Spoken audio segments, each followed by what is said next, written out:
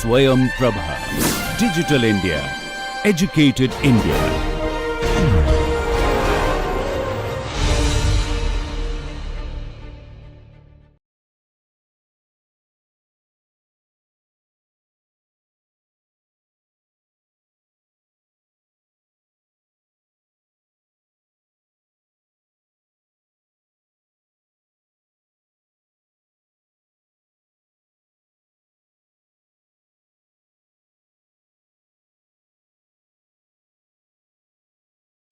नमस्कार, मेरा नाम डॉक्टर कविता है और मैं दिल्ली विश्वविद्यालय में सीनियर असिस्टेंट प्रोफेसर हूँ।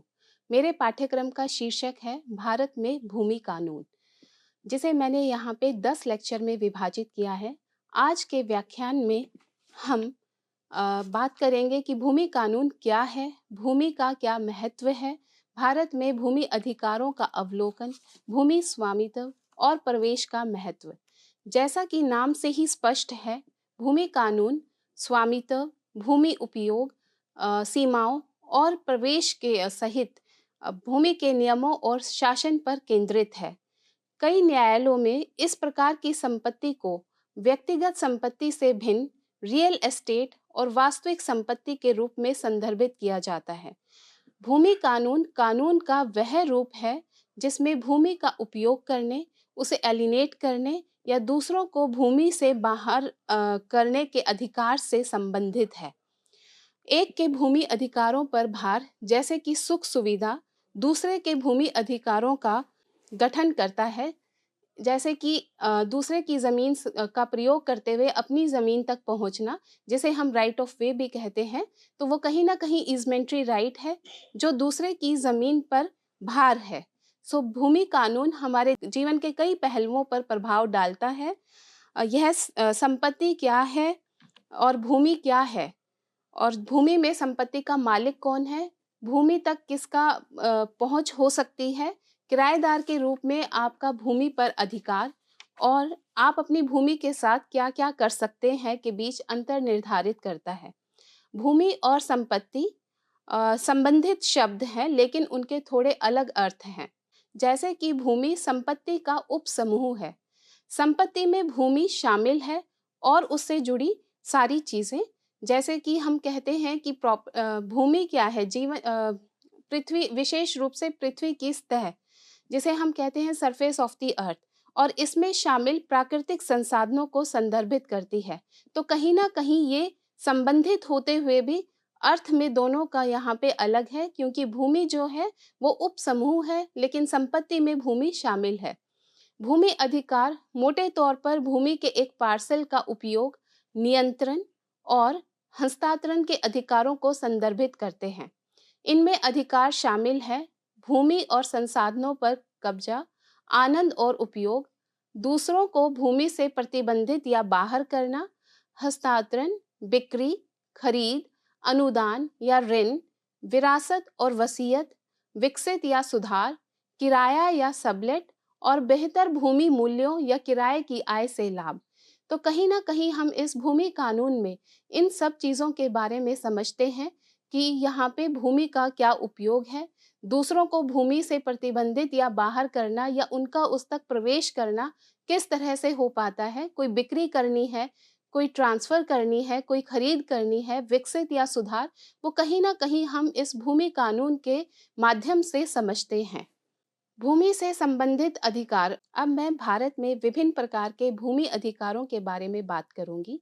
भूमि अधिकार कई प्रकार के होते हैं, जो अधिकारों के एक व्यापक मंडल का हिस्सा होते हैं, जो विरासत, कानून के संचालन आदि के कारण मौजूद होते हैं, और उनमें निम्नलिखित शामिल हैं, जिसमें सबसे पहले है लीज होल्ड अधिकार, जिसे हम कहते हैं जो मालिक होता है वो दूसरे को जब अपनी ज़मीन प्रयोग में लाने के लिए देता है, तो वहाँ पे किराएदार का उस ज़मीन पे उसका यूज़ करने का अधिकार कितने उसमें दिया गया है, किराएदार के बीच एक निश्चित अवधि के लिए स्थापित पट्टा समझौते की शर्तों के तहत संपत्ति रखने और उपयोग करने के अधिकार से संबंधित है।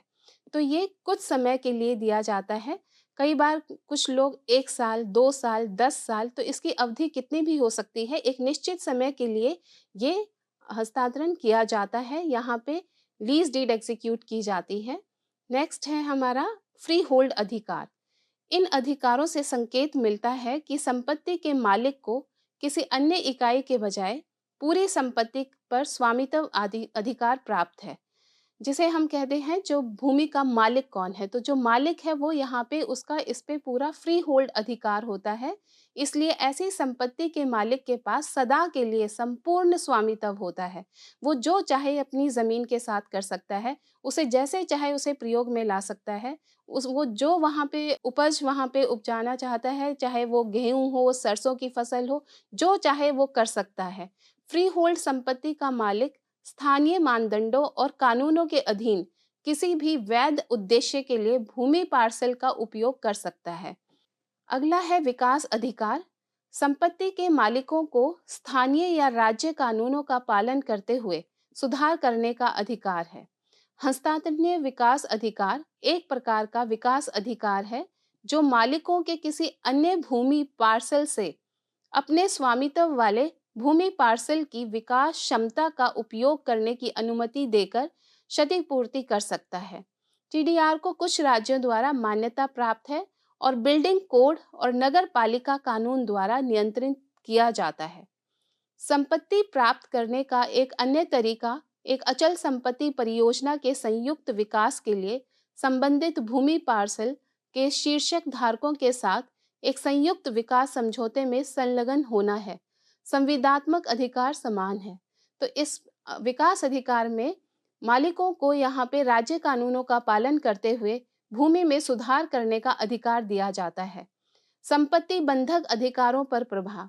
एक शुल्क या बंधक निम्नलिखित प्राप्त करने के लिए प्रश्न में अचल संपत्ति में बंधक या ऋणदाता की ओर से ब्याज बनाता है। वर्तमान या भविष्य के ऋण हो सकते हैं। एक सगाई की पूर्ति जिसके परिणाम स्वरूप मौद्रिक देयता हो सकती है। भारत में अचल संपत्ति के लिए बंधक अधिकारों के कई रूप बनाए जा सकते हैं। इन अधिकारों में सूदखोरी बंधक, अंग्रेजी बंधक, सशर्त बिक्री पर आधारित बंधक, साधारण बंधक, विषम बंधक और इक्विटी बंधक शीर्षक विलेखों के जमा पर आधारित बंधक शामिल है, जिसे हम ये भी कहते हैं कि जब किसी को जरूरत पड़ती है तो वो वहाँ पे दूसरे आदमी से पैसा लेता है और अपनी जमीन वहाँ पर उसे बंधक के रूप में देता है। तो जो बंधक के रूप में देता है तो मोर्टगेजी जिसके पास यहाँ पे वो संपत्ति होती है जिसकी वो कब्जा भी ले लेता है यहाँ पे उसका फायदा लेने के लिए, क्योंकि उसने वहाँ पे पैसे दिए हैं। तो ये कहीं ना कहीं अचल संपत्ति के लिए बंधक अधिकारों के कई रूप यहाँ पे बताए गए हैं, जिनमें से ये है कि जिसमें एक में पोजेशन दी जाती है, एक अंग्रेजी बंधक है, एक यहाँ पे आधारित बंधक है। अगला मैं यहाँ पे लाऊंगी लाइसेंस अधिकार, जो कि बहुत ही यहाँ पे अहम भूमिका निभाता है भूमि कानून में। इसमें संपत्ति में प्रवेश करने, कब्जा करने और उपयोग करने के लिए लाइसेंस धारी के गैर अनन्य अधिकार को संदर्भित करते हैं। इस तरह से दूसरे आदमी को यहाँ पे कि वो उस जमीन में प्रवेश कर सकता है, उस भूमि पर प्रवेश कर सकता है, उसे उपयोग में ला सकता है, तो उसे ये अनुमति दी जाती है। लाइसेंस धारी को भूमि में कोई ब्याज या सुखभोग नहीं मिलता है और उल्लिखित अधिकार विरासत या हस्तांतरणीय नहीं है। सुगमता अधिकार। सुखभोग दो प्रमुख प्रकार के होते हैं। भूमि का एक विशिष्ट पार्सल के लाभकारी आनंद के लिए दी गई सुगमता और दूसरा भूमि के किसी अन्य पार्सल के उपयोग को रोकने या रोकने के लिए दी गई सुगमता, चाहे वह उसकी अपनी हो या नहीं हो। लेकिन यहाँ पे सुगमता अधिकार जो दिया जा रहा है वो इस दो चरणों में दिया जाता है, जिसमें उसके पास विशिष्ट पार्सल के लाभकारी आनंद यहाँ पे दिए जाते हैं। मार्ग का अधिकार एक सुगमता अधिकार का ही उदाहरण है, जिसमें उसके पास वहां से जाने का अधिकार है। उपसतह अधिकार ये संपत्ति के एक पार्सल और उसके नीचे खोजी गई किसी भी सामग्री के अंतर्निहित जमीन के अधिकार हैं। उपसतह अधिकारों में खनिज अधिकार शामिल है। उदाहरण के लिए जैसे हम ये भी कहते हैं कि सब सॉइल जो भी हमारा यहाँ पे हम अनाज जो यहाँ पे खाद्यान्न यहाँ पे हम लेते हैं, ये सारे हमारे उपसतह अधिकार से ही हमें प्राप्त होते हैं। अगला मैं यहाँ पे बात करूंगी भारत में भूमि कानूनों का ऐतिहासिक विकास। भारत में भूमि कानूनों का एक लंबा और जटिल इतिहास रहा है, जो सदियों से विकसित हुए हैं। प्राचीन काल से भूमि भारतीय समाज का एक मूलभूत हिस्सा रही है और इसे हमेशा एक मूल्यवान संसाधन के रूप में देखा गया है। सभी के लिए भूमि की उचित और न्याय संगत पहुंच सुनिश्चित करने के साथ साथ इसके उपयोग, हस्तांतरण और स्वामित्व को विनियमित करने के लिए भूमि कानून विकसित किए गए हैं। तो कहीं न कहीं भूमि कानून हमारे समाज के लिए एक मूलभूत हिस्सा है। इसे हमेशा एक मूल्यवान संसाधन के रूप में देखा गया है।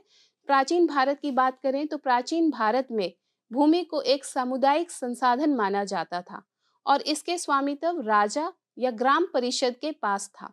राजा या परिषद खेती के लिए लोगों को भूमि वितरित करते थे और बदले में वे राज्य को करों का भुगतान करेंगे। इस उसमें उनको वहाँ पे भूमि उपयोग में लाने की उनको इजाज़त देते थे। भूमि का उपयोग करने का अधिकार पूर्ण नहीं था। उनका कोई वहाँ पे स्वामित्व नहीं था। वो किराएदार की तरह उस भूमि को वहाँ पे यूज़ कर सकते थे, उसको उपयोग में ला सकते थे और यह कुछ शर्तों के अधीन था, जैसे करों का भुगतान, सिंचाई प्रणालियों का रख-रखाव और राज्य के लिए कुछ सेवाओं का प्रदर्शन। तो प्राचीन भारत में जैसे मैंने यहाँ पे बताया कि उस टाइम पे स्वामित्व राजा और ग्राम परिषद के पास होता था और वो वहाँ गांव के लोगों को जस्ट उसे यूज करने के लिए भूमि वितरित करते थे, खेती के लिए देते थे, सो दैट करों का भुगतान वहां पे किया जाए। भूमि का उपयोग करने का अधिकार पूर्ण नहीं था उनके पास। उनके पास सिर्फ इतना राइट था कि वो कुछ शर्तों के अधीन वहां पे उसको यूज कर सकते हैं, उसका उपयोग कर सकते हैं, उसे प्रयोग में ला सकते हैं। मध्यकालीन भारत की मध्यकालीन भारत की यहाँ पे मैं बात करूँ तो उस टाइम पे मध्ययुगीन काल के दौरान भूस्वामी अधिक केंद्रित हो गए। मुगल सम्राटों और अन्य शासकों ने अपनी सेवाओं के लिए इनाम के रूप में अपने रईसों और अधिकारियों को भूमि अधिकार दिए। भूस्वामी किसानों से राजस्व एकत्र करेंगे और इसका एक हिस्सा राज्य को देंगे। भूस्वामियों को भूमि का उपयोग करने का अधिकार था मध्यकालीन भारत में, लेकिन उनके पास भी पूर्ण स्वामित्व नहीं था और राज्य ने अंतिम नियंत्रण बनाए रखा।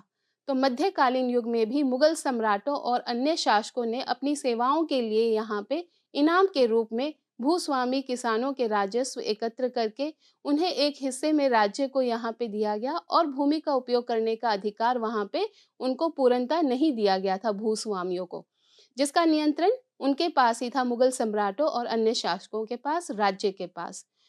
अब मैं बात करूंगी ब्रिटिश भारत के समय की। ब्रिटिश ईस्ट इंडिया कंपनी ने 18वीं शताब्दी में भारत में अपना शासन स्थापित किया।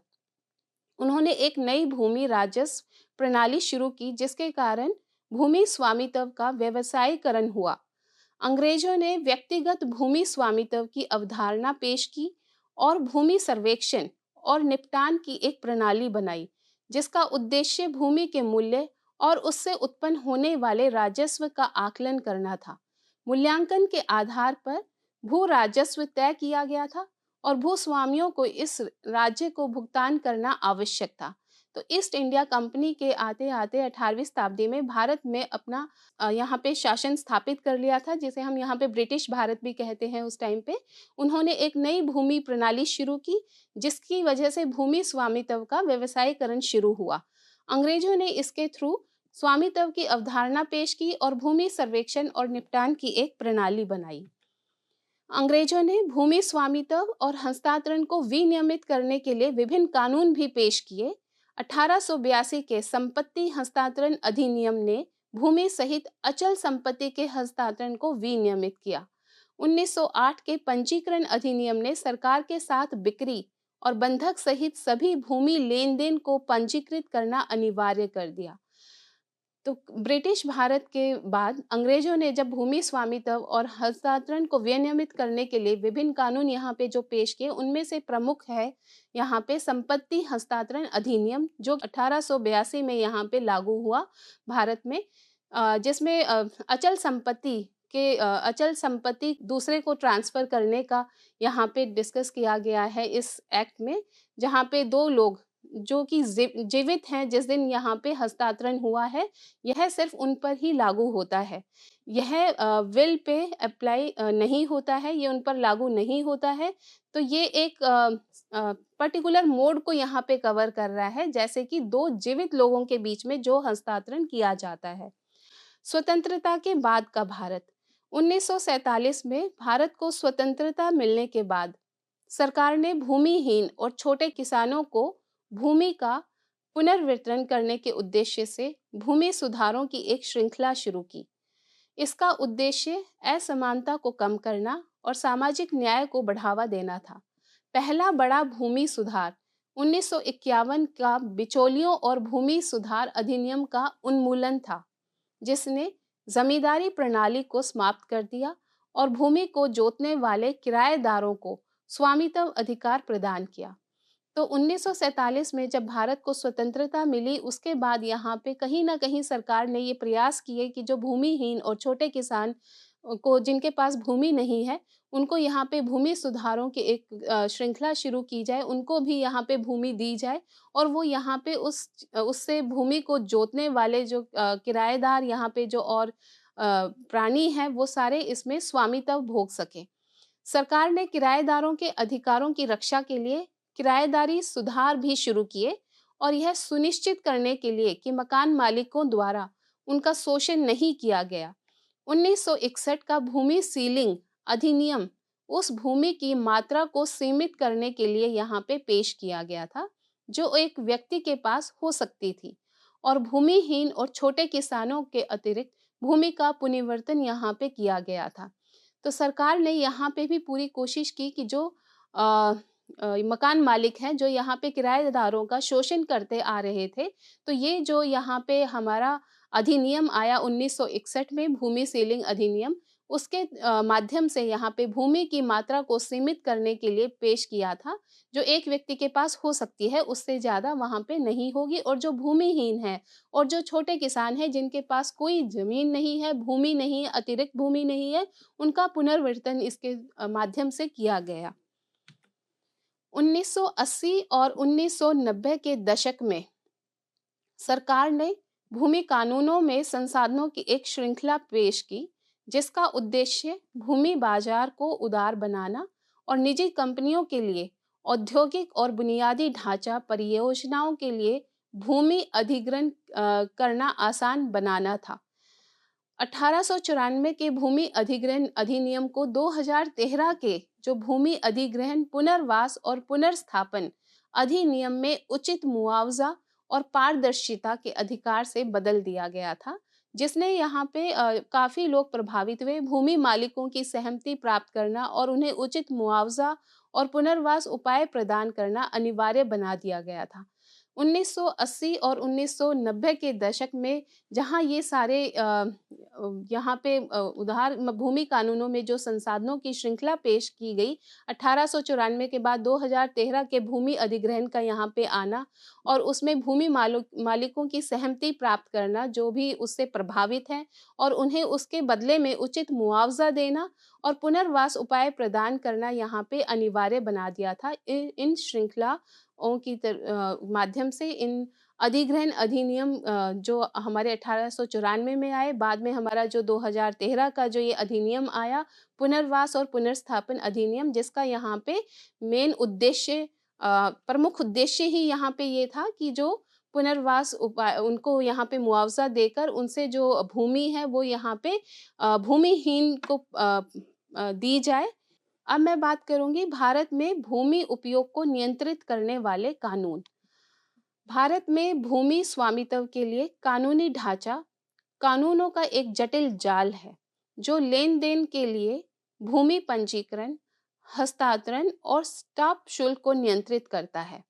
उदाहरण के लिए यहाँ पे बात करें तो जो हमारा 1908 में भारतीय पंजीकरण अधिनियम एक संघीय कानून है, जो भूमि लेन देन सहित दस्तावेज पंजीकरण को विनियमित करता है, जो कि आप सभी जानते हैं इंडियन रजिस्ट्रेशन एक्ट के नाम से भारतीय पंजीकरण अधिनियम, जो यहाँ पे जितने भी लेन देन है भूमि से, कोई जो सेल डीड है, कोई विल डीड है, कोई भी लीज डीड है यहाँ पे, तो वो यहाँ पे उनका पंजीकरण होना मैंडेटरी है। यह अधिनियम अनिवार्य करता है कि लेन-देन की वैधता और परिवर्तनीयता सुनिश्चित करने के लिए कुछ दस्तावेजों को पंजीकृत किया जाना चाहिए।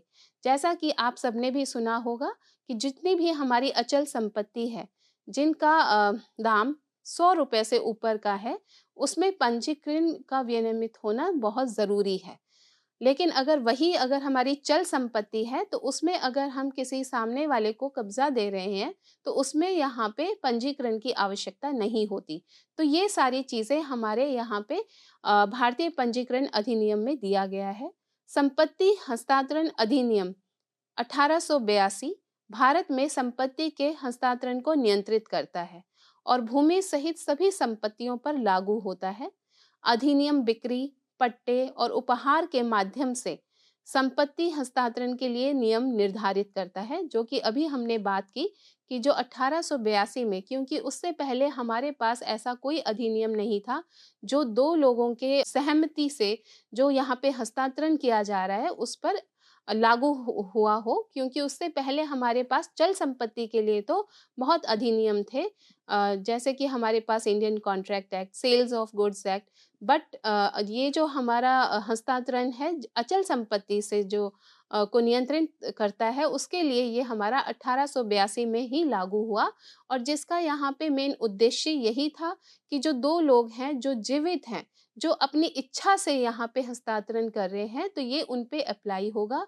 जैसे कि कोई उपहार दे रहा है, अपनी मर्ज़ी से दे रहा है, तो वहाँ पे उसका भी पंजीकृत होना आवश्यक है और यहाँ पे ये उसको यहाँ पे उस पे भी लागू होता है और साथ में आपका बंधक प्रॉपर्टी पे भी और आपका सेल डीड पे भी।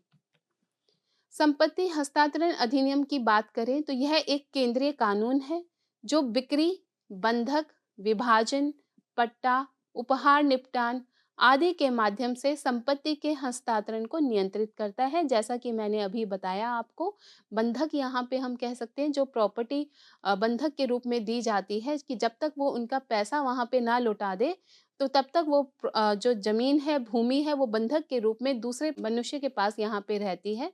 हालाँकि कुछ उदाहरणों के अपवाद के साथ अधिनियम कानून के संचालन द्वारा संपत्ति के हस्तांतरण को नियंत्रित नहीं करता है, जैसे कि अदालत के आदेश से बिक्री, नीलामी या जब्ती के साथ-साथ अन्य कानूनों के तहत शीर्षक का प्रसारण। अब अगर मैं यहाँ पे बात करूँ तो ये जो अधिनियम है, ये सिर्फ एक स्पेसिफिक मोड को यहाँ पे कवर करता है, जैसे कि दो जीवित लोगों के बीच में हस्तांतरण। यहाँ पे अगर अदालत के आदेश से कोई बिक्री या नीलामी की जा रही है, उस पे ये यहाँ पे अप्लाई नहीं होता है। उसके लिए हमारा कोड ऑफ सिविल प्रोसीजर है।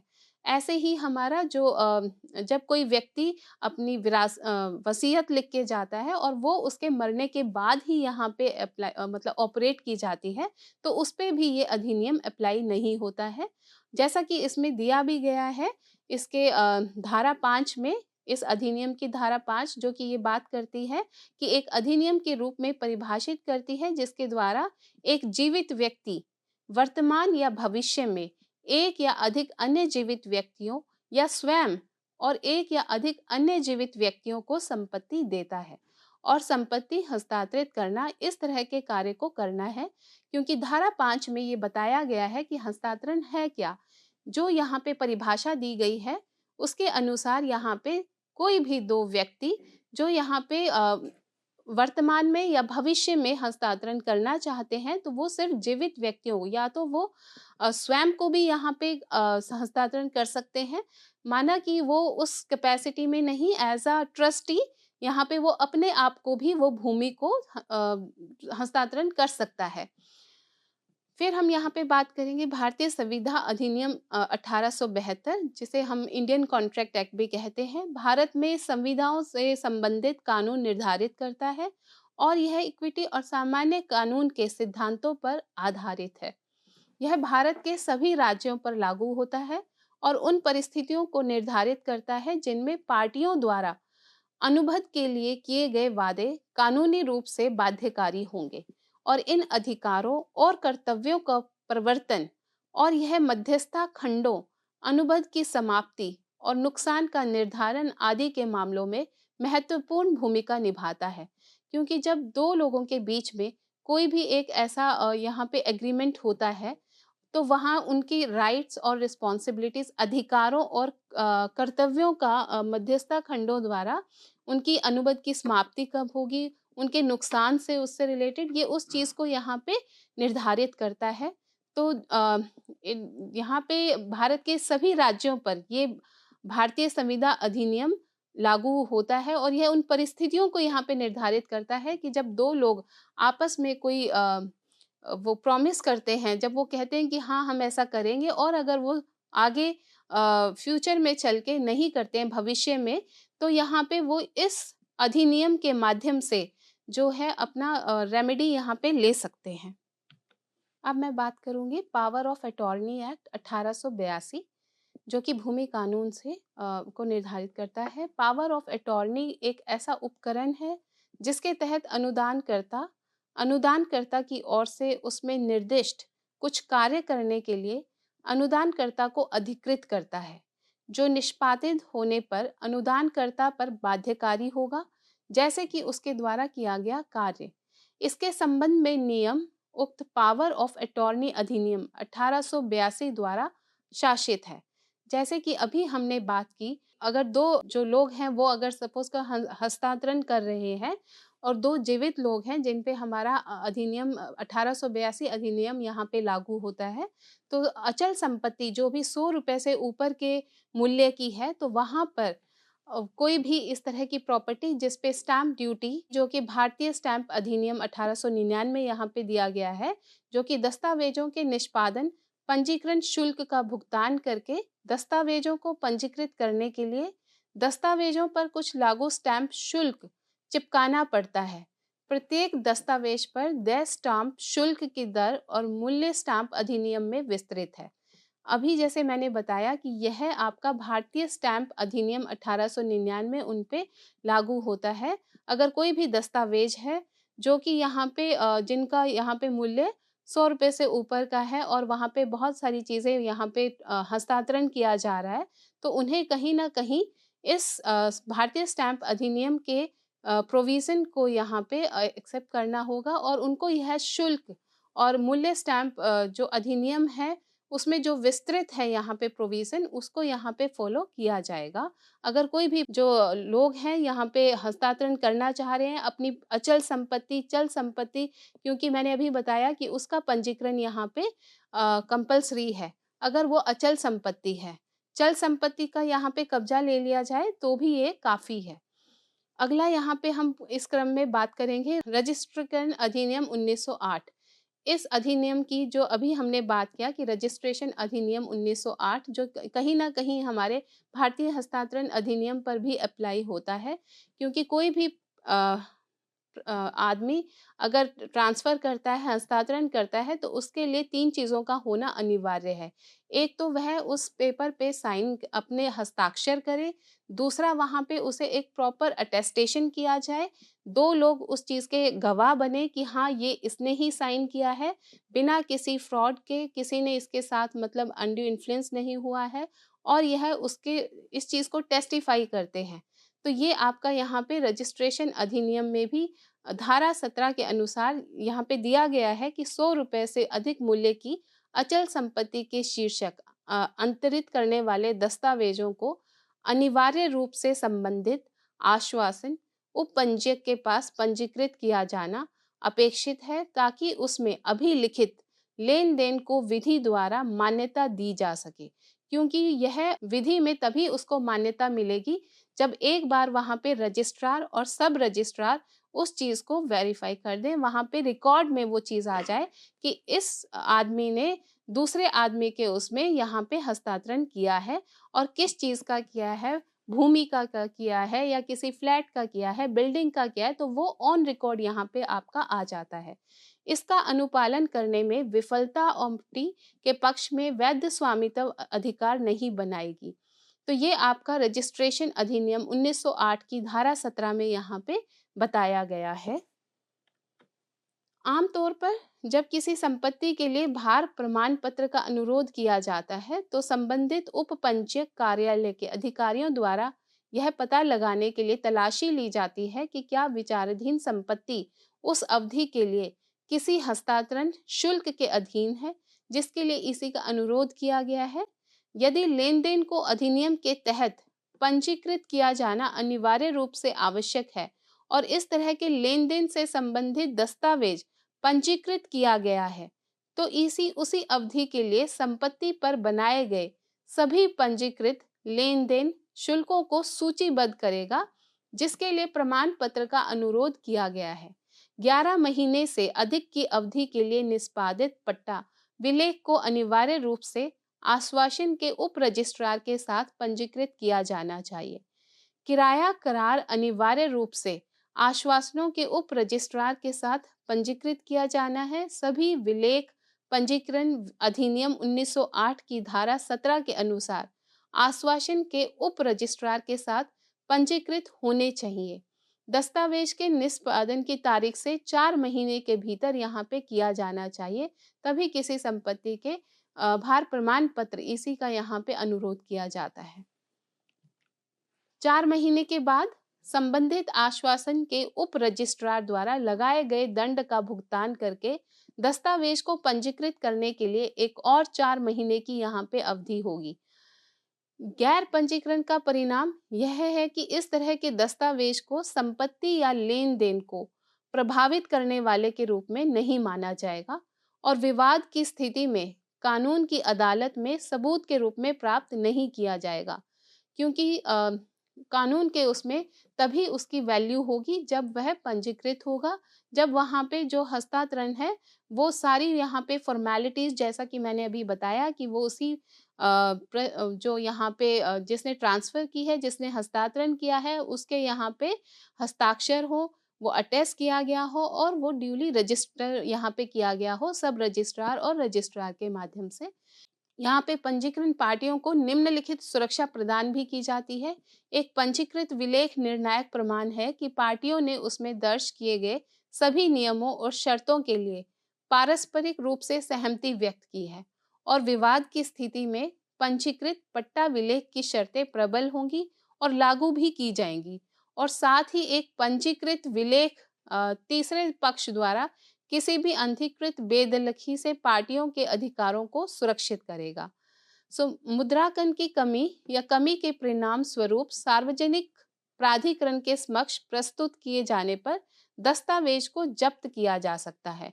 अगर वहाँ पे जो मुद्रांकन है वो नहीं दिया गया या उसमें कोई कमी पाई गई, तो उस कमी के परिणाम स्वरूप यहाँ पे दस्तावेज को जब्त भी किया जा सकता है अदालत के द्वारा, अगर वहाँ पे उसे सबूत के रूप में प्राप्त नहीं किया गया तो।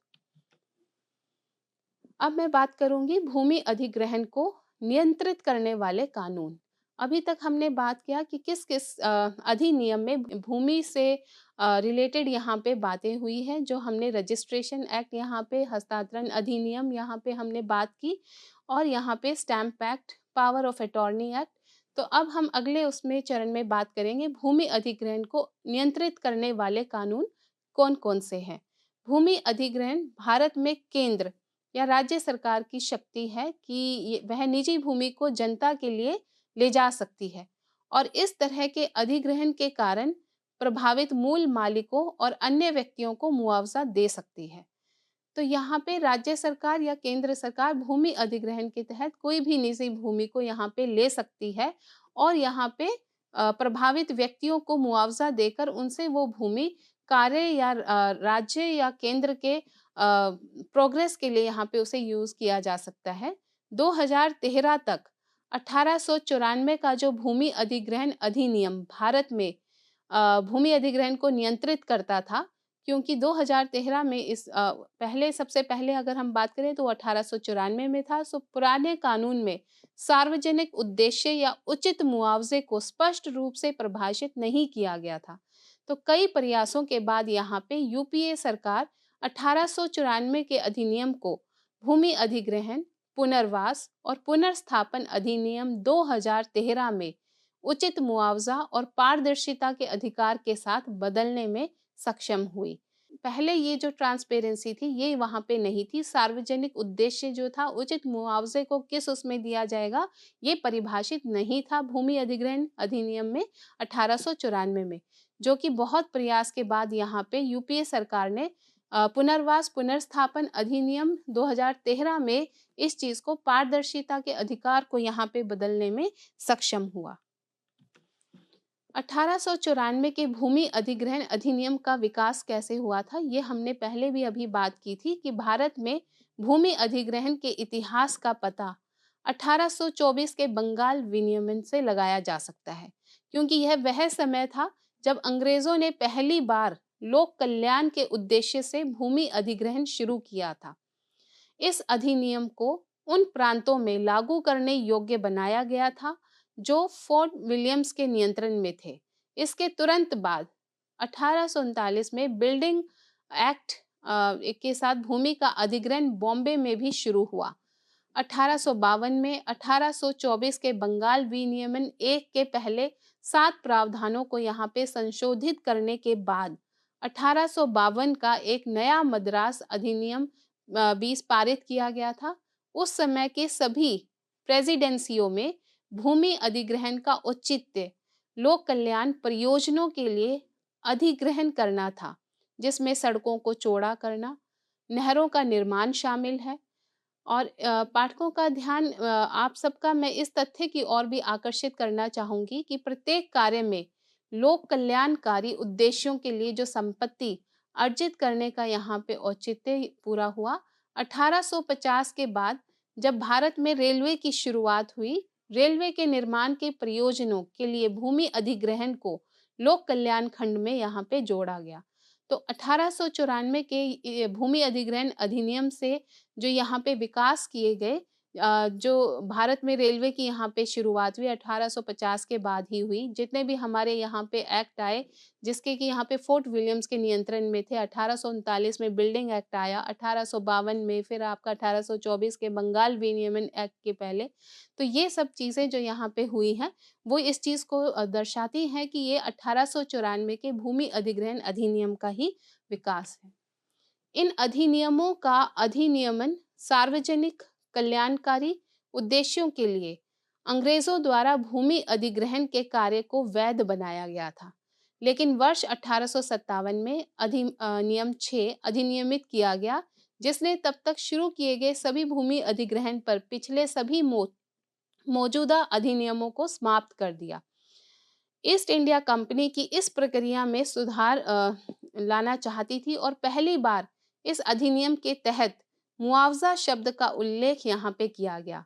एक समझौता किया जाना था जो कलेक्टर को उसी के तहत मुआवजे का निर्धारण करने का अधिकार देता था, और यदि इस तरह का कोई समझौता नहीं था तो विवाद को मध्यस्थता में ले जाया गया था। हम सब जानते हैं कि कागज पर अतीत से हर नई प्रगति आकर्षक लगती है, लेकिन जब व्यवहारिकता और जमीनी हकीकत की बात आती है तो विभिन्न कारक उन प्रगति को प्रभावित करते हैं। उसी प्रकार यहाँ पे भी पाया गया कि जो मध्यस्थता की प्रक्रिया संतोषजनक नहीं थी। वैसे तो हम ये कहते हैं ना कि कोई भी अगर उसमें बैठ के यहाँ पे दो लोगों के बीच में अगर कोई झगड़ा है या उससे रिलेटेड वहाँ पे बात की जाए तो मध्यस्थता जो है उसका यहाँ पे बहुत कहीं ना कहीं भागीदारी होती है कि वो संतोषजनक वहाँ पे दोनों की जो भी यहाँ पे उनकी चाहत है उसको यहाँ पे वो किया जा सकता है। लेकिन यहाँ पे ऐसा कोई संतोषजनक प्रक्रिया दिखाई दी नहीं गई। कुछ मामलों में मध्यस्थता को अक्षम और भ्रष्ट पाया गया कि वो वहाँ पे एक ही उसकी सुनवाई कर रहे हैं, दूसरे के उसको सुन नहीं रहे हैं कि उनको कितना यहाँ पे वो चाहिए या उसका यहाँ पे उनको उन पर कितना प्रभाव पड़ रहा है। वो सब चीज़ें यहाँ पे अनदेखी की गई। तब यहाँ पे 1870 में एक नया अधिनियम 10 अधिनियमित किया गया था, जिसमें पहली बार सिविल कोर्ट के संदर्भ का उल्लेख किया गया था। यदि कलेक्टर समझौते के अनुसार मुआवजे का निर्धारण करने में विफल रहता है तो बाद में एक अलग अधिनियम जिसे मुआवजे के अधिनियम के रूप में यहाँ पे करार दिया गया था 1885 में पारित किया गया था। अर्थात खान अधिनियम खनिकों को मुआवजे के अनुदान से संबंधित यहाँ पे इसकी बात की गई। 1870 के अधिनियम में कुछ समस्याएं थी और बाद में इसे निरस्त कर दिया गया और अंत में कहीं न कहीं 1894 का जो भूमि अधिग्रहण अधिनियम है, उसको यहाँ पे चित्र में लाया गया, जो कि अभी हमने पिछली स्लाइड में भी हमने यहाँ पे बात की कि उसका यहाँ पे कितना प्रभाव रहा है इस भूमि पंजीकृत उसमें विकास में। अब मैं बात करूँगी 1894 के भूमि अधिग्रहण अधिनियम की कुछ कमियाँ, कि क्यों हमें 2013 में यहाँ पे ये एक्ट लाना पड़ा, पुनर्वास और पुनर्स्थापन के लिए प्रावधान जो हमारा आया है। तो यहाँ पे अगर हम बात करें 1894 में भूमि अधिग्रहण के कारण विस्थापित व्यक्तियों के पुनर्वास और पुनर्स्थापन के लिए कोई प्रावधान नहीं था, जो कि अब 2013 के अधिनियम के माध्यम से यहाँ पे सबको दिया गया। तो इससे लोगों में काफ़ी असंतोष पैदा हुआ और जो मुआवज़ा भी दिया जाता था वो उस रेट में मतलब नहीं होता था, कम करके वहाँ पे दिया गया था। तो इस अधिनियम के तहत जो भुगतान किया गया, मुआवज़ा क्षेत्र में प्रचलित सर्कल दरों पर है, जो वास्तविक दरों का दूर-दूर तक संकेत नहीं है। तो इसका नतीजा जो निकला, सरकार ने अपने स्वयं के बाज़ार दर पर भुगतान यहाँ पे किया, जो वास्तविक प्रचलित बाज़ार दरों के करीब नहीं है। तो ये भी यहाँ पे एक मुख्य कारण रहा कि जो ये 1894 है, इसको हमने 2013 के अधिनियम से यहाँ पे रिप्लेस किया। सरकार सार्वजनिक उद्देश्यों के नाम पर किसी भी भूमि का अधिग्रहण कर सकती थी और सार्वजनिक उद्देश्य शब्द इतना अस्पष्ट था कि अंततः ये कार्यपालिका के हाथों में था कि वह सार्वजनिक उद्देश्यों के बारे में बताए कि सार्वजनिक उद्देश्य क्या है, मतलब किससे उनका ज़्यादा यहाँ पे भला हो सकता है। कभी-कभी ज़मीन का अधिग्रहण जो किया जाता था और सस्ते मूल्य के लिए रियल एस्टेट डेवलपर्स को बेच दिया जाता था, तो क्या यह सार्वजनिक उद्देश्य में यहाँ पे आएगा? तो कहीं न कहीं ये जो कमियाँ थी, इन्हीं कमी के कारण यहाँ पे 1894 के इस अधिनियम को यहाँ पे रिप्लेस किया गया। अधिग्रहण प्रक्रिया को रोकने के खिलाफ कोई वास्तविक अपील तंत्र तो था नहीं यहाँ पे, तो भूमि अधिग्रहण, पुनर्वास और पुनर्स्थापन में उचित मुआवजा और पारदर्शिता को यहाँ पे परिस्थापित किया गया। और भारत का जो भूमि अधिग्रहण प्राचीन औपनिवेशिक भूमि अधिग्रहण अधिनियम के तहत किया गया था, जिसके कारण बहुत सारे भूमि मालिकों और भूमिहीन श्रमिकों को उचित मुआवजा या पुनर्वास के बिना ही उनकी भूमि से उनको बेदखल कर दिया जाता था। तो वहाँ पे कहीं न कहीं वो लोग संतुष्ट नहीं थे, संघर्ष बढ़ गया था उनके जीवन में। इसके चलते ये यहाँ पे जो हमारा भूमि अधिग्रहण, पुनर्वास और पुनर्स्थापन अधिनियम 2013 यहाँ पे लागू हुआ। अब यहाँ पे मैं बात करूँगी कि भूमि अधिग्रहण अधिनियम 2013 के उद्देश्य यहाँ पे का उद्देश्य क्या था? क्योंकि यहाँ पे इस अधिनियम का जो सबसे पहला उद्देश्य है, सबसे पहला लक्ष्य यहाँ पे ये था कि जो भूमि अधिग्रहण प्रक्रिया को परिभाषित और निर्देशित करना है, जिसमें स्थानीय स्व सरकार और ग्राम सभा के साथ परामर्श शामिल है। ऐसा नहीं कि वो अपने आप ही यहाँ पे मुआवजा जो है वो डिसाइड करके यहाँ पे उन पे लागू कर दे। यहाँ पे उन्होंने जो भी ग्राम सभा है उनका भी यहाँ पे परामर्श लिया गया। जो सरकार थी वहाँ पे स्थानीय स्व सरकार, उनसे भी उन्होंने यहाँ पे परामर्श लिया और यह पारदर्शी, शैक्षिक और सहभागी है। भूमि अधिग्रहण अधिनियम 2013 का जो पहला लक्ष्य यहाँ पे दिया गया वो यह उनके ग्राम सभा के परामर्श और स्व सरकार स्थानीय जो यहाँ पे थी उनके परामर्श पे यह पारदर्शी, शैक्षिक और सहभागी यहाँ पे माना गया, क्योंकि इन्होंने जो मुआवजा यहाँ पे बनाया वो कहीं न कहीं उससे लोगों में संतोष था। इस भूमि अधिग्रहण प्रक्रिया का लक्ष्य महत्वपूर्ण बुनियादी ढांचे और शहरीकरण का विकास था, जो कि दोनों सार्वजनिक उद्देश्यों के लिए यहाँ पे आवश्यक था। दूसरा उद्देश्य यह गारंटी देना था कि जिन भूस्वामियों की संपत्ति का अधिग्रहण किया जा रहा है, उन्हें सभी आर्थिक और सामाजिक कारकों को ध्यान में रखते हुए समान और उचित मुआवजा मिले। इसी तरह उसी के लिए उपयुक्त प्रक्रियाओं और नियमों की गारंटी भी यहाँ पे दी गई। तो दूसरा लक्ष्य यहाँ पे भूस्वामियों की संपत्ति को अधिग्रहण करके उनकी आर्थिक और सामाजिक कारकों को ध्यान में रखते हुए यहाँ पे उचित मुआवजा दिलवाया गया। जमींदारों के अलावा अन्य परिवार जो कि प्रत्यक्ष या अप्रत्यक्ष रूप से संपत्ति पर निर्भर हैं, वे भी खरीदे जाने पर पीड़ित होते हैं। तो प्रभावित भूस्वामियों और उनके परिवारों का पुनर्वास और पुनर्स्थापन तीसरा प्राथमिक उद्देश्य रहा इस अधिनियम का, जिसे पिछले भूमि अधिग्रहण अधिनियम में शामिल नहीं किया गया था। यह अधिनियम औद्योगिकरण के लिए भी यहाँ पे लाभकारी रहा। आवश्यक अवसंरचनात्मक सुविधाओं के विकास और भूमि के मालिकों और अन्य प्रभावित परिवारों को कम से कम यहाँ पे परेशानी के साथ शहरीकरण के लिए एक मानवीय, सहभागी, सूचित और पारदर्शी प्रक्रिया को अपनाता है।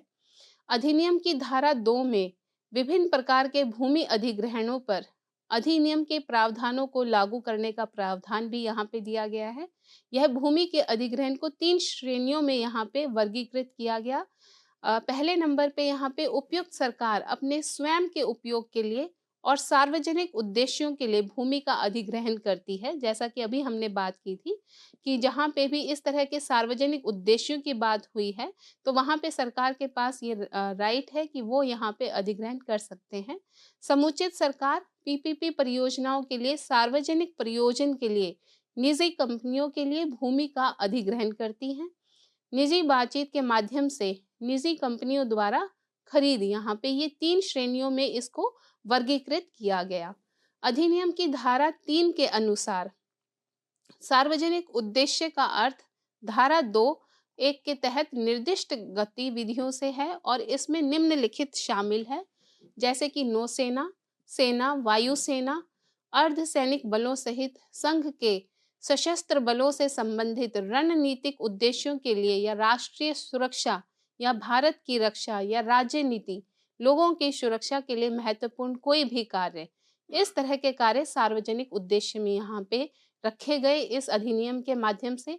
अवसंरचना परियोजनाओं, कृषि, उद्योग, शैक्षिक प्रयोजनों, खेल, पर्यटन और परिवहन तथा किसी अन्य संरचनात्मक सुविधा के लिए भी यहाँ पे रखा गया, जिससे राहत मिल सके। इस तरह के राहत विकास यहाँ पे किए गए। नियोजित आवास यहाँ पे सबको दिए गए, नियोजित विकास यहाँ पे किए गए इस अधिनियम के द्वारा।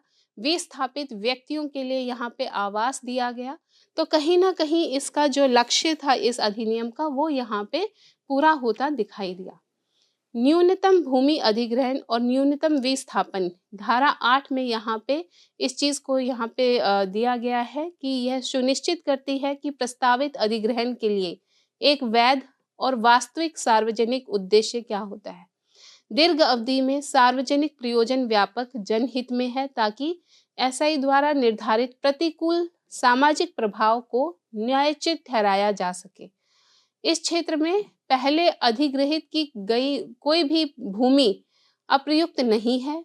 दूसरा, यहाँ पे भूमि यदि कोई हो पहले अधिग्रहित की गई और अप्रयुक्त पड़ी है, तो उसका उपयोग ऐसे सार्वजनिक प्रयोजन के लिए किया जाएगा जो पहले ऐसे ही थी और अब उसको उपयोग में यहाँ पे लाया गया है। खाद्य सुरक्षा की यहाँ पे बात करें तो उसके भी रक्षोपाय के लिए विशेष उपबंध यहाँ पे दिया गया धारा 10 में। इसमें सिंचित बहुफसलीय भूमि का अधिग्रहण तब तक नहीं किया जाएगा जब तक कि अधिग्रहित भूमि उस जिले अथवा राज्य में कुल सिंचित बहुफसली क्षेत्र के 5% समुचित सरकार का जो वहाँ पे लचीलापन है उससे अधिक ना हो। जब कभी कोई बहुफसली सिंचित भूमि का अधिग्रहण किया जाता है तो कृषि योग्य बंजर भूमि के बराबर क्षेत्र को कृषि प्रयोजनों के लिए विकसित किया जाएगा। अन्य मामलों में भी कृषि भूमि का अधिग्रहण किसी जिले अथवा राज्य में सभी परियोजनाओं के लिए उस जिले अथवा राज्य के निवल बुआई क्षेत्र की ऐसी सीमाओं से अधिक नहीं होना चाहिए जिसे समुचित सरकार द्वारा अधिसूचित किया जाए। इस तरह के नियम बनाकर यहाँ पे बताए गए कि विशेष परिस्थितियों में कितने प्रतिशत सिंचित भूमि का यहाँ पे अधिग्रहण किया जा सकता है। तो ये जो खाद्य सुरक्षा के जो रक्षोपाय यहाँ पे विशेष उपबंध द्वारा धारा 10 में यहाँ पे जो दिए गए, वो कहीं ना कहीं यहाँ पे फायदेमंद रहे। धारा 16 में यहाँ पे पुनर्वास और पुनर्स्थापन के लिए जो योजना बनाई गई वो यहाँ पे काफ़ी मूल रूप से यहाँ पे उस चीज़ का लोगों के जीवन पे प्रभाव पड़ा। प्रशासक को धारा 16 के अनुसार जो पुनर्वास और पुनर्स्थापना योजना तैयार करनी चाहिए थी और जो यहाँ पे कलेक्टर द्वारा प्रारंभिक अधिसूचना जारी करने के बाद प्रभावित परिवारों का सर्वेक्षण करने और जनगणना करने के लिए भी यहाँ पे जिम्मेदार रहा। तो ये जो धारा 16 के अनुसार यहाँ पे बताया गया है कि ये एक उनकी जो रिस्पॉन्सिबिलिटी है, जो कलेक्टर यहाँ पे पुनर्स्थापन और पुनर्वास के जो प्रशासक हैं, वो इस अधिसूचना को जारी करने के बाद जितने भी परिवार हैं, प्रभावित परिवार, उनका सर्वेक्षण यहाँ पे किया जाए, जनगणना करने के लिए यहाँ पे जिम्मेदार हैं और भूमि और अन्य अचल संपत्ति पर विवरण प्रत्येक प्रभावित परिवार जो यहाँ पे खरीद रहा है उसको देखते हुए उन लोगों के लिए आजीविका खो गई है जो भूमिहीन है और जो अधिग्रहित की जा रही भूमि पर बहुत अधिक निर्भर हैं। तो ये सारे कहीं न कहीं कारण रहे हैं जो कि यहाँ पे एक प्रशासक को इसके बारे में जो है यहाँ पे सोचना चाहिए। सार्वजनिक उपयोगिताओं, सरकारी संरचनाओं, सुविधाओं और बुनियादी ढांचे की एक सूची जो प्रभावित होती है या प्रभावित होने की यहाँ आशंका है, जहाँ प्रभावित परिवारों के पुनर्वास का यहाँ पे संबंध की बात की गई है, जिनसे उसके पुनर्वास से उनको भी यहाँ पे कहीं न कहीं इफ़ेक्ट होगा। तो किसी भी संसाधन पर जानकारी जो सामान्य संपत्ति के रूप में प्राप्त की जाती है, वो यहाँ पे प्रशासक को धारा 16 के अनुसार करनी होगी। इसके लिए योजना तैयार करनी होगी और प्रशासक जो कलेक्टर यहाँ पे हैं, उनके द्वारा अधिसूचना जारी करने के बाद प्रभावित परिवारों की जनगणना भी यहाँ पे आवश्यक है। लास्ट में मैं बस आपको यही कहूँगी कि इस पूरे लेक्चर में, इस पूरे सत्र में हमने यहाँ पे भूमि कानून के बारे में जाना कि भूमि कानून क्या है, कौन-कौन से ऐसे अधिनियम हैं जो हमारे भूमि कानून को यहाँ पे दर्शाते हैं। भारत में जो भूमि अधिकार है, क्योंकि ये किसी एक कानून में निर्दिष्ट नहीं है, बल्कि ये विभिन्न कानूनी ढांचे और नियमों के संयोजन से प्राप्त होते हैं। ये विविध कानून सामूहिक रूप से किसी दिए गए अधिकार क्षेत्र के भीतर भूमि स्वामित्व, उसके कार्यकाल और उपयोग अधिकारों को आकार देते हैं, उसको नियंत्रित करते हैं। तो भारत में भूमि अधिकारों को विनियमित करने वाले जो कुछ प्रमुख कानूनों में शामिल है, उसमें अभी जो हमने बातें की, भूमि अधिग्रहण अधिनियम 2013 जो सबसे यहाँ पे प्रमुख है। यह कानून सार्वजनिक उद्देश्यों के लिए सरकार द्वारा जो भूमि अधिग्रहण की प्रक्रिया को रेखांकित यहाँ पे किया गया। दूसरा हमने यहाँ पे बात की संपत्ति हस्तांतरण अधिनियम 1882 जो कि बिक्री, उपहार, पट्टे या बंधक के माध्यम से भूमि सहित संपत्ति के हस्तांतरण को नियंत्रित करता है। फिर चाहे वो पट्टे पे दी हो या वो बंधक में दी गई भूमि हो या किसी को आपने बिक्री की है उसकी, तो वहाँ पे आपका ये संपत्ति हस्तांतरण अधिनियम लागू होता है, उसको नियंत्रित करता है। और ये हमने यहाँ पे जाना कि सिर्फ जो संपत्ति हस्तांतरण अधिनियम है, यह जो कोर्ट के थ्रू जो प्रोसेस है उसको यहाँ पे अलग करता है। ये जो विरासत यहाँ पे बनाई जाती है किसी भी आदमी के थ्रू, तो वहाँ पे भी ये अप्लाई नहीं होता है, ये उसको नियंत्रित नहीं करता है। यह सिर्फ एक पर्टिकुलर मोड को यहाँ पे करता है कि 2 जीवित लोग यहाँ पे होने चाहिए जो हस्तांतरण कर रहे हो, तभी यहाँ पे वो जो भी ये बिक्री, उपहार, पट्टे या बंधक जो भी यहाँ पे प्रोविज़न है, वो यहाँ पे अप्लाई होंगे। फिर हमने बात की थी भारतीय पंजीकरण अधिनियम 1908 की। यह अधिनियम भूमि लेन-देन से संबंधित जो भी दस्तावेज हैं, विभिन्न दस्तावेजों के पंजीकरण को अनिवार्य करता है। इसमें भी हमने बात की कि कैसे यहाँ पे जो धारा 17 है जिसमें बताया गया है कि कोई भी इस तरह की जो अचल संपत्ति है, उसका अगर कोई हस्तांतरण कर रहा है, उसे उसकी बिक्री कर रहा है या उसे उपहार में दे रहा है या पट्टे पे या बंधक में, तो कानून की नज़रों में उसका रेलेवेंस तभी होगा, इम्पोर्टेंस तभी मानी जाएगी कि जब वो पंजीकृत हो, जिसमें बिक्री, विलेख, पट्टे और बंधक शामिल हैं।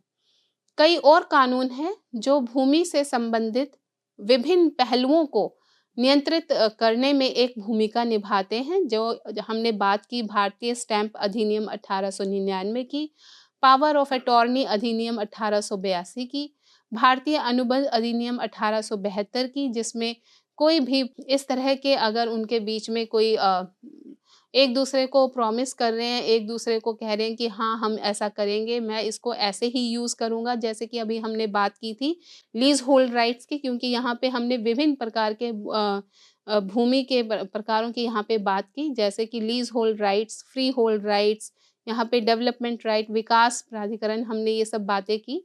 तो ये जो पट्टे पे दी जाती है, वहाँ पे जो मालिक है, तो वो जो शर्तें लगाता है और जिस अवधि के लिए वहाँ पे दिया गया है, अगर उसमें उसे प्रयोग में नहीं लाया गया, तो कहीं न कहीं वो पट्टा जो है, वो जो दी गई है ज़मीन, वो जो मालिक है उसे वापस ले लेता है। तो ये कुछ चीज़ें हैं जो हमें माननी पड़ती हैं, और अगर ऐसा कुछ दूसरी पार्टी उस चीज़ को नहीं मानती है, उन शर्तों को फ़ॉलो नहीं करती है, तो उस पे फिर हमारा भारतीय अनुबंध अधिनियम 1872 के तहत वहाँ पे जो मालिक है वो यहाँ पे रेमेडी ले सकता है। भूमि अधिकार कानूनों का विकास रातों-रात प्रक्रिया नहीं है कि ये एक ही मतलब उसमें आपका जो है भूमि कानून बन गया, नहीं। प्रत्येक कानून का अपना व्यापक इतिहास है, जो कि हमने यहाँ पे बात की। मध्यकालीन युग की, यहाँ पे हमने ब्रिटिश युग की बात की। जो हमारी यहाँ पे प्रत्येक कानून का जो अपना व्यापक इतिहास है, जो यात्रा है, जो समय के साथ सांस्कृतिक, ऐतिहासिक और सामाजिक, आर्थिक कारकों द्वारा जो आकार दिया गया है, वो कहीं न कहीं यहाँ पे मूल्यवान है। और आज भारत में जो भूमि का अधिकार है, ये राज्य कानूनों द्वारा संरक्षित और विनियमित है। भारत में किसी भी अवैध हस्तांतरण को रोकने के लिए आज भारत में अधिकार राज्य कानूनों द्वारा संरक्षित और विनियमित है। भारत में किसी भी अवैध हस्तांतरण को रोकने और बहाल करने के लिए विभिन्न राज्यों में अलग-अलग भूमि स्वामित्व कानून हैं। तो यहाँ पे कोई हम ये नहीं कह सकते कि कोई एक कानून है जो यहाँ पे भूमि कानून पे अप्लाई होगा। भूमि कानून, कानून का यहाँ पे वह रूप है जो भूमि को उपयोग करने, उसे अलग-थलग करने या फिर यहाँ पे दूसरों को उस भूमि के अलग करके उस भूमि से कैसे यहाँ पे प्रयोग में लाया जा सकता है, इसकी यहाँ पे हमने बातें की। तो इस पूरे लेक्चर में जो हमने यहाँ पे बात की कि भूमि कानून है क्या, इसका क्या महत्व है उन लोगों के लिए जो उस भूमि के और संपत्ति के मालिक नहीं है, जो किराएदार के रूप में उस भूमि को यूज़ कर रहे हैं, या जिनका उस पे अधिकार है, तो उनके क्या-क्या अधिकार हैं यहाँ पे, वो किस कैपेसिटी में उसे यूज़ कर सकते हैं, तो वो सारे यहाँ पे हमने अधिकारों की बात की। भारत में भिन्न-भिन्न जो ये हमारे भूमि अधिकार हैं, उनका जो अवलोकन है, भूमि स्वामित्व है और प्रवेश के महत्व को हमने इसके माध्यम से जाना। तो हमने यहाँ पे जाना कि प्रत्येक कानून की यहाँ पे भूमि कानून से रिलेटेड अपना ही व्यापक इतिहास रहा है, अपनी ही इनकी एक अलग यात्रा है, जो समय के साथ सांस्कृतिक, ऐतिहासिक और सामाजिक आर्थिक कारकों द्वारा आकार दिया गया। धन्यवाद।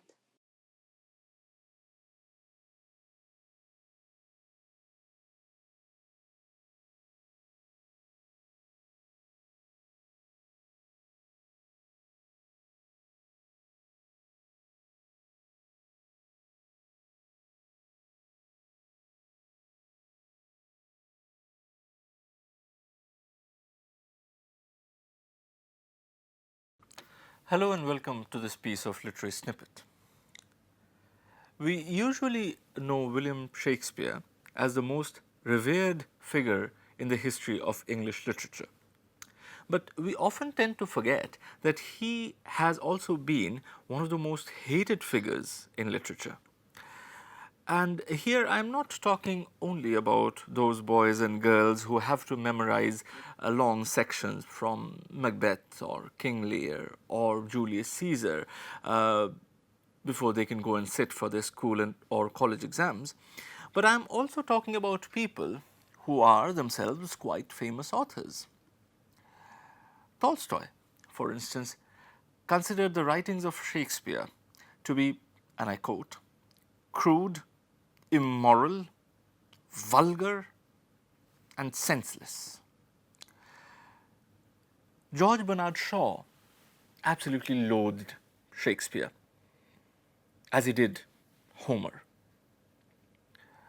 But perhaps no other criticism about Shakespeare is more damaging than the one which says that Shakespeare is a marvelous storyteller, provided someone has told him the story earlier. Now, this piece of criticism is particularly damaging because it is true. None of Shakespeare's plays contain any original story whatsoever.